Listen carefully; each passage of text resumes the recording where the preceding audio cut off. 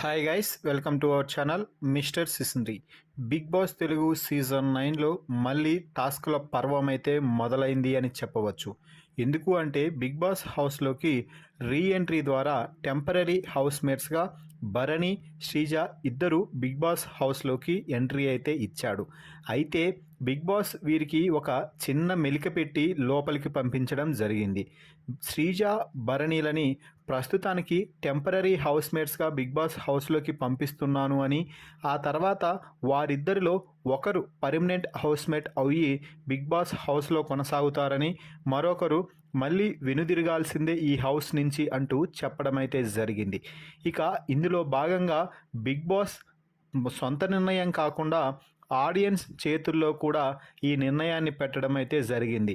అంటే భరణి, శ్రీజాలలో ఎవరైతే ఇంట్లో ఉండాలనుకుంటున్నారో వారికి కూడా ఓట్లు వేయాలని పెట్టే అవకాశం అయితే పుష్కలంగా కనిపిస్తుంది. ఇక ఈ నేపథ్యంలో బిగ్ బాస్ తాజాగా ఇంకొక విషయం అయితే చెప్పడం జరిగింది. అది ఏమిటి అంటే ఇంట్లో కొన్ని టాస్క్లు జరుగుతాయి అని, అలాగే ఒక ప్యాలెస్ని కూడా ఏర్పాటు చేయడం జరిగింది. టాస్కుల వారీగా ఎవరైతే ఏ టాస్క్ గెలుస్తారో ఆ టెంపరరీ హౌస్మేట్ యొక్క జెండాని ఆ ప్యాలెస్పై పెట్టాల్సి ఉంటుంది. చివరాఖరుకు ఎవరైతే టాస్కులు ముగిసే సమయానికి ఆ ప్యాలెస్పై ఎక్కువ జెండాలు ఉండేలా చూసుకుంటారో వారికి ఆ ప్యాలెస్ దక్కి టెంపరరీ నుంచి పర్మనెంట్ హౌస్మేట్ అయ్యే అవకాశాన్ని మరింత దగ్గరగా అవుతారు అంటూ చెప్పడం అయితే జరిగింది.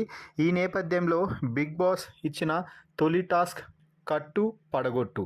ఈ టాస్క్లో భాగంగా టెంపరరీ హౌస్మేట్ తరపున ఆడటానికి ఒక్కొక్కరి తరపు నుంచి ఇద్దరు కావాలంటూ బిగ్ బాస్ అయితే చెప్పడం జరిగింది.